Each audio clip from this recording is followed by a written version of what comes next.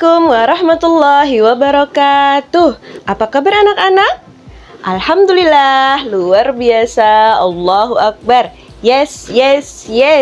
Bertemu kembali dengan Ibu Lia. Pada kesempatan kali ini, kita akan belajar tentang bab 6 pada fase B. Temanya adalah mengaji dan mengkaji Quran Surah At-Tin serta hadis tentang silaturahmi.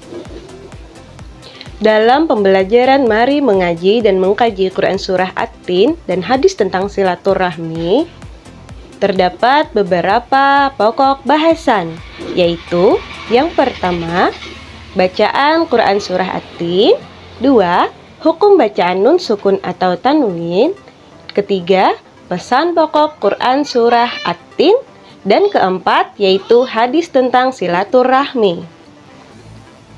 Dalam pertemuan kita kali ini, kita akan mempelajari tentang hukum bacaan nun sukun atau tanwin.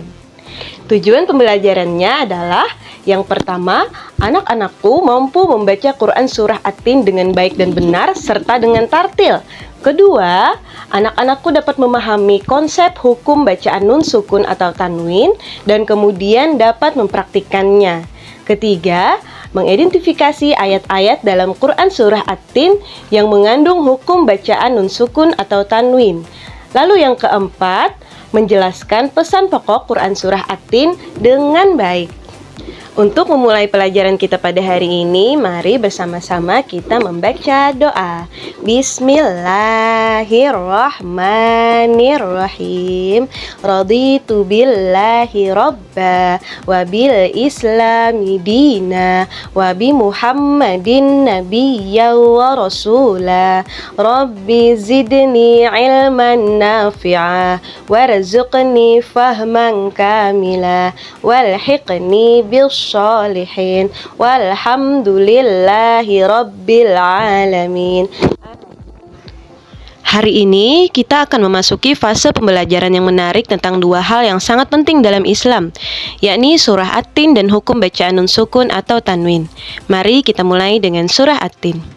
Surah At-Tin adalah surah ke-95 dalam Al-Quran yang mengandung pesan-pesan yang sangat dalam tentang penciptaan manusia dan tanggung jawab kita sebagai manusia. Dalam ayat pertamanya, surah ini menyatakan bahwa Allah menciptakan manusia dalam bentuk yang sebaik-baiknya. Ini mengingatkan kita tentang betapa pentingnya menghargai ciptaan Allah dan mengamalkan kebaikan dalam hidup kita. Selain itu, surah At-Tin juga mengingatkan kita bahwa kita bisa menjadi yang terendah, kecuali jika kita beriman dan beramal soleh. Ini memberi kita dorongan untuk selalu berusaha menjadi pribadi yang lebih baik dan melakukan amal-amal baik. Sekarang mari kita bicarakan tentang hukum bacaan nun sukun atau tanwin. Dalam tajwid ada beberapa konsep penting, yaitu izhar, idgham, ikhfa, dan iqlab. Ini adalah aturan yang mengatur cara kita melafalkan huruf-huruf dalam membaca Al-Quran dengan benar. Mari kita bahas satu persatu ya. Yang pertama, izhar. Izhar artinya jelas. Izhar adalah ketika kita melafalkan huruf-huruf dengan jelas tanpa menggabungkannya dengan huruf lain. Huruf-huruf izhar ada 6, yaitu A, Ha, Kho, Ain, Ghain, dan Ha. Contohnya, man amana. Man amana. Dalam izhar kita harus mendengar suara huruf dengan jelas. Coba anak-anakku yang membaca. Baik. Kemudian selanjutnya, yang kedua adalah idgham. Idgham artinya memasukkan. Idgham terbagi menjadi 2. Yang pertama idgham bi gunnah dan kedua idgham bila gunnah. Idgham bi gunnah artinya adalah memasukkan dengan dengung. Huruf-hurufnya adalah ya, nun, mim, dan waw. Contohnya, famay ya'mal. Coba anak-anakku membacanya. Baik. Kemudian idgham yang kedua adalah idgham bila gunnah. Idgham bila gunnah artinya adalah memasukkan tanpa dengung. Hurufnya ada 2, yaitu lam dan roh. Contohnya, khairul laka, khairul laka. Coba anak-anakku membacanya. Baik. Kemudian kita lanjut kepada yang ketiga, ikhfa. Ikhfa artinya samar. Ikhfa adalah ketika kita sedikit menyembunyikan suara nun sukun atau tanwin. Ini terjadi ketika huruf nun sukun atau tanwin tersebut bertemu dengan salah satu dari huruf-huruf khususnya, yaitu ta, to, sin, shin, tha, za, fa, do, zo, ja, zai, kaf, sod, dal, dan qaf. Contohnya, al-insana, al-insana. Coba anak-anakku tirukan. Baik.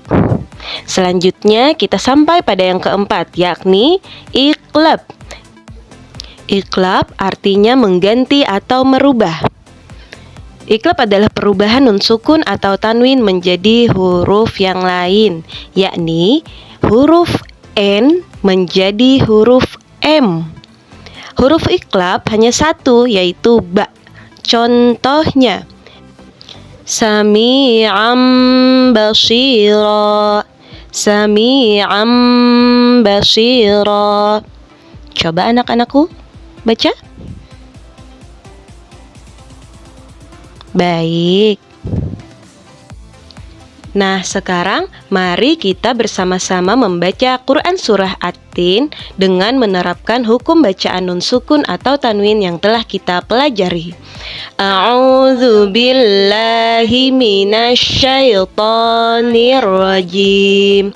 Bismillahirrahmanirrahim.